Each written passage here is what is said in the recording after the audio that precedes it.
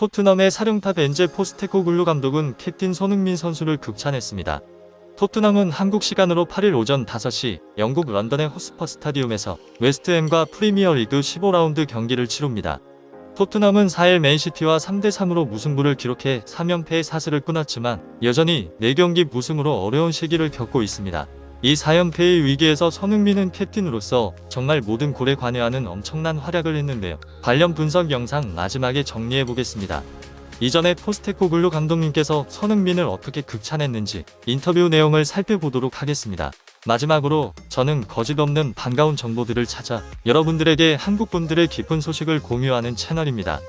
매일 발전하고 좋은 컨텐츠를 만들어 많은 분께 좋은 영향을 드리는 10만 유튜버가 되고자 노력하겠습니다. 가능하다면 구독 꼭 부탁드리겠습니다. 감사합니다. 사실 올 시즌 토트넘을 10위권 밖으로 예상하는 언론이 많았습니다. 지난 시즌 토트넘은 18승 6무 14패로 8위로 마감했었는데요. 올해에는 토트넘의 상징적인 에이스 해리케인이 미넨으로 이적했기 때문에 10위권 밖으로 예상했던 언론들의 주장은 충분히 합리적인 예상이었죠. 하지만 포스테코글루 감독은 공격적인 축구를 펼치며 이 기대를 훨씬 뛰어넘었습니다.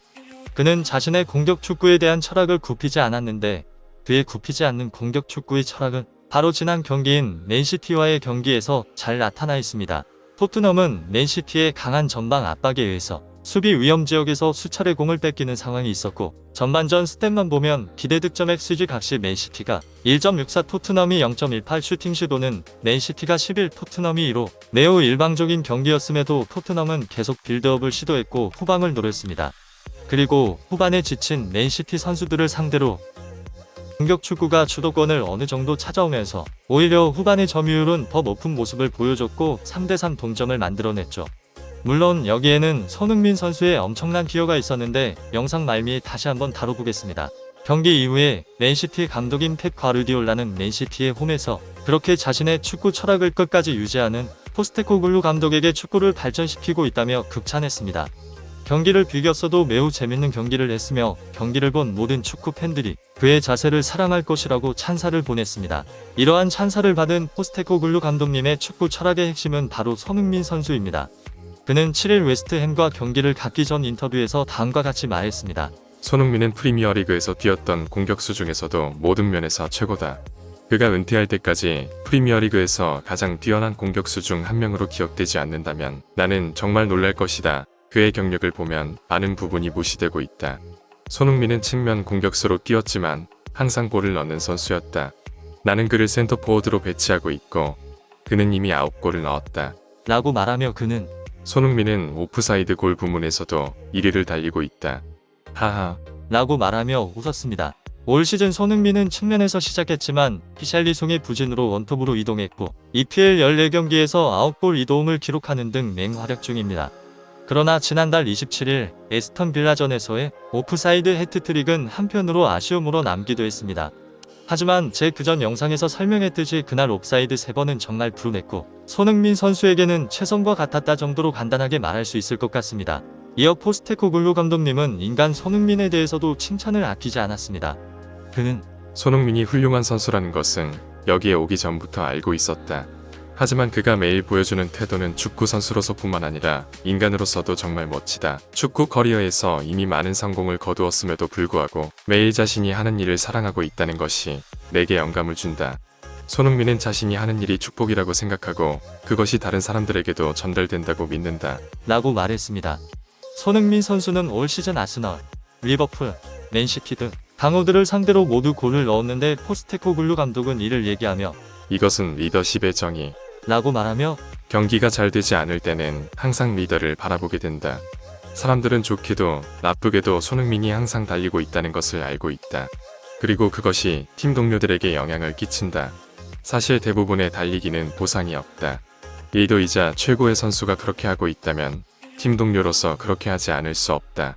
지금 겪고 있는 어려운 시기 동안 그는 큰 힘이 되어 주었고 내게 그는 영감을 준다. 손흥민과 함께 일할 수 있다는 것이 정말 감사하다. 고 강조했습니다. 다음 영입 기간에도 손흥민을 주축으로 팀을 구성할 것이냐는 기자의 질문에 포스테코글루 감독님은 손흥민은 우리가 만들고 있는 팀에서 매우 중요한 역할을 할 것이다. 물론 그렇다고 해서 다른 스트라이커와 계약하지 않을 것이라는 의미는 아니다. 손흥민도 나에게 그렇게 말할 것이다. 우승을 위한 팀을 만들려면 항상 최고의 선수들이 더 좋은 선수를 영입하길 바란다는 것을 알고 있다. 그들은 성공에 대한 열망을 가진 다른 선수들과 함께하고 싶어 한다. 그 부분에서 손흥민이 큰 역할을 할 것이라고 확신한다. 라며 손흥민이 최고의 선수로서 오히려 더 경쟁력 있는 선수를 원할 것이라고 그의 프로페셔널함을 강조하며 인터뷰를 끝냈습니다. 포스테코글루 감독이 손흥민 선수를 얼마나 존중하고 신뢰하는지 알 수 있던 인터뷰였으며 손흥민 선수가 주장으로서 얼마나 헌신하고 노력하는지 간접적으로나마 다시 느낄 수 있었던 것 같습니다. 그러면 이어서 손흥민 선수의 헌신을 직접적으로 느낄 수 있는 맨시티전 골장면을 살펴보겠습니다. 토트넘이 지난 맨시티전에서 졌으면 4연패라는 최악의 상황이 있었는데요. 홈경기에서 정말 막강한 화력을 자랑하는 맨시티를 상대로 캡틴 손흥민 선수가 어떻게 모든 골에 관여를 해서 승점 1점을 얻어낼 수 있었는지 내용을 짧게라도 손흥민 선수의 활약상을 공유해보고 싶었습니다. 토트넘의 첫 번째 골을 보시면 손흥민 선수가 코너킥 수비 이후 역습 상황에서 골을 넣었는데요. 맨시티의 에티하드 스타디움의 양 너비가 106m임을 생각했을 때 손흥민 선수가 전력 질주한 거리는 최소 80m 이상 전력 질주했음을 알 수 있습니다. 이 골은 손흥민 선수의 환상적인 퍼스트 터치와 수비를 압도하는 엄청난 스피드로 80m를 전력 질주하고 마무리 슛까지 완벽하게 해낸 정말 손흥민 선수로 시작해 손흥민 선수이기에 마무리 지을 수 있던 골입니다. 두 번째 토트넘 득점 장면을 보면 손흥민 선수가 공을 원터치로 내주고 전력 질주로 골대로 침투하며 수비 2명을 동시에 데리고 갑니다. 그때 로셀소 선수의 주력발인 왼발로 찰 수 있는 공간이 열렸고 득점에 성공할 수 있었습니다.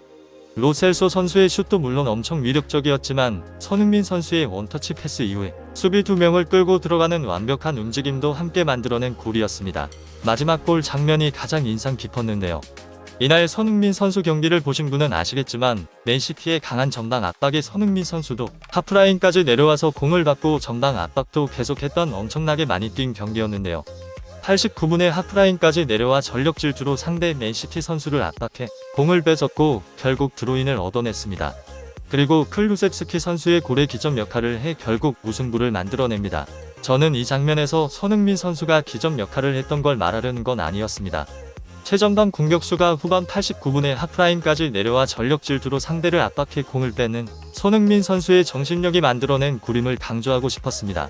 포스테코글루 감독님이 인터뷰에서 언급하셨던 최고의 선수 손흥민 선수가 솔선수범해서 계속 달린다고 했던 인터뷰를 듣고 이 마지막 골이 생각나서 정리해봤습니다. 앞으로 다양한 한국 축구인들의 활약상을 거짓없이 값진 소식들로 찾아뵙겠습니다. 영상 봐주셔서 감사합니다.